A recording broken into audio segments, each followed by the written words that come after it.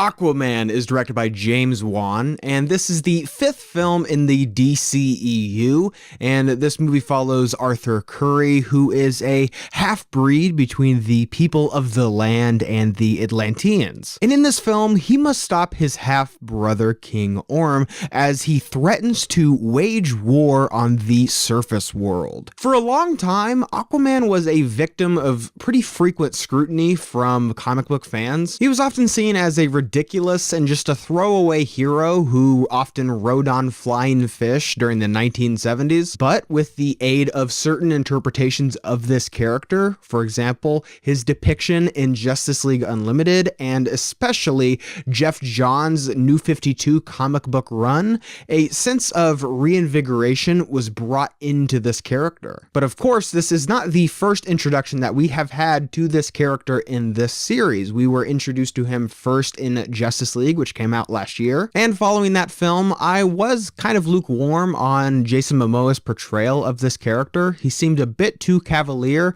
and that he was almost this surfer bro type mentality. But if this movie is anything like the other DCEU films, I probably don't care too much about these characters until they are given their own solo vehicle, which was especially true with Wonder Woman. And I think the character that they decided to focus on following Wonder Woman, of course being Aquaman, was actually a really good idea, because this interpretation of Aquaman has a lot of similarities to the Wonder Woman film that we got. This character is one of a royal bloodline. In addition to that, there is some integration of some ancient gods throughout this film, which does work. It's commonly thought that comic book characters are kind of our modern idea of what a mythical god is like, especially so with DC Comics. And like Wonder Woman and Justice League, this film does attempt to have a lighter tone like those other two films did, which I really enjoyed. This film has a very adventurous tone. James Wan described it as almost being swashbuckling, which I think is a great way to describe this movie. But there was another comic book movie that did come out recently that I think a lot of audience members are probably going to tie connections between the two films. That, of course, being this and Black Panther. This film features a protagonist who is suited to occupy the throne of a hidden world because of his heritage,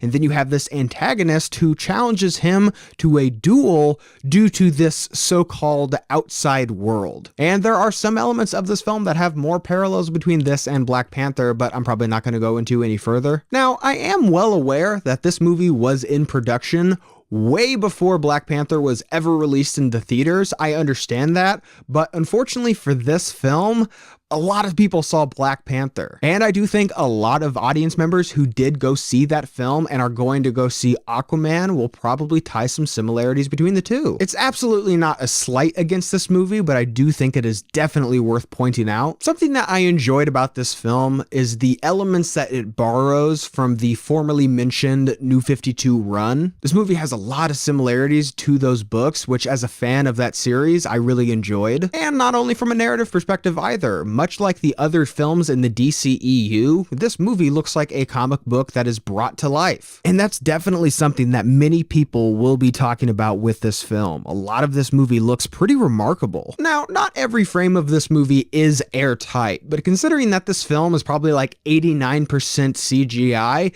the fact that this movie looks as good as it does is pretty outstanding. In fact, there are a lot of elements about this film that really shouldn't work, but they somehow do. For example, I thought a lot of the costumes in this movie, for the most part, are pretty great. The villain Black Manta is in this film, and he's somebody who on the page looks great, but when they announced that he was going to be in this movie, I did get a little nervous. Because in terms of non-Batman related DC comic characters, he is definitely up there as one of my favorites. But for a character who traditionally looks a bit silly, I thought they were able to bring him to life in such a satisfying way. I thought he looked awesome in this movie.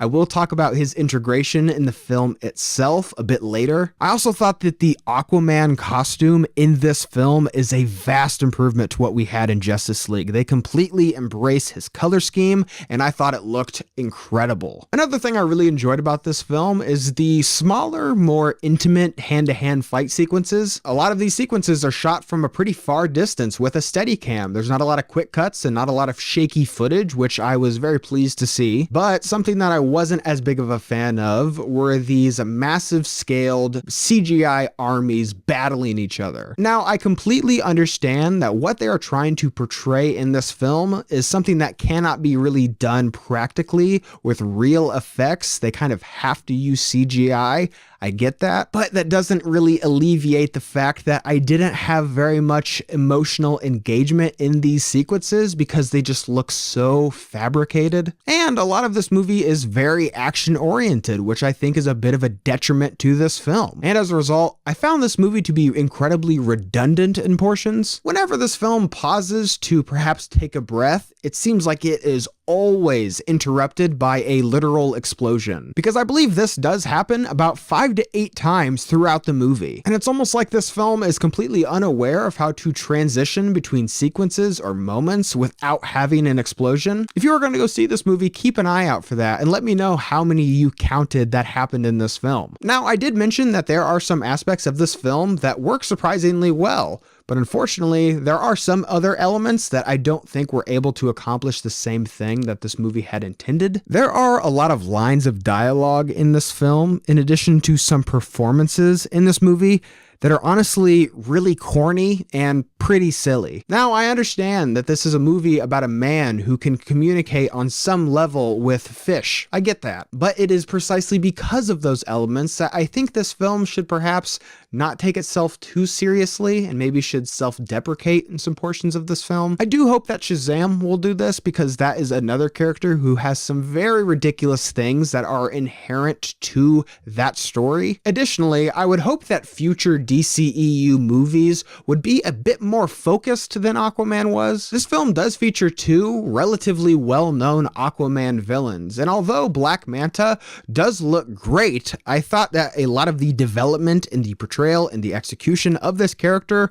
left a lot to be desired. In fact, I thought a significant portion of this character's inclusion in this film is mostly because they are planning to do an Aquaman 2 in the future, but I do think that you could probably remove him entirely from this film and maybe change a couple of things, and the movie would be better off for it. And honestly, it wouldn't really change that much. I think that Aquaman has a lot of strong elements about it. I think its portrayal of this character is pretty unique to this franchise. I think that the action and the tone in this film is a great improvement on what has been displayed in previous installments into this franchise. But because of this film's pretty subpar dialogue, as well as some other additional narrative elements, it feels like a film that is not my favorite movie in the DCEU, but it is a vast improvement from other movies that we have gotten previously in this franchise. Because I'm really rooting for these films, I want them to improve, and I do think that this is an improvement. Even though I didn't love this movie, I think we are headed in the right direction. And of course, this being a comic book movie, I'm going to give some comic book recommendations of this character that if you like this film, you might also want to check out these comics as well.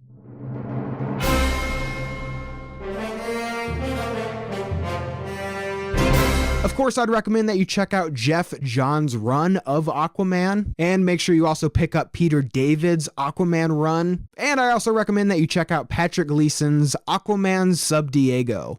So did you guys see Aquaman? What did you think about it? Leave your thoughts and opinions down below. And as always, guys, thank you so much for watching today. I hope you liked today's video. And if you did, you can click on the link down below and subscribe to my channel to see more movie reviews and movie related things. And guys, thank you so much for watching, and see you next time.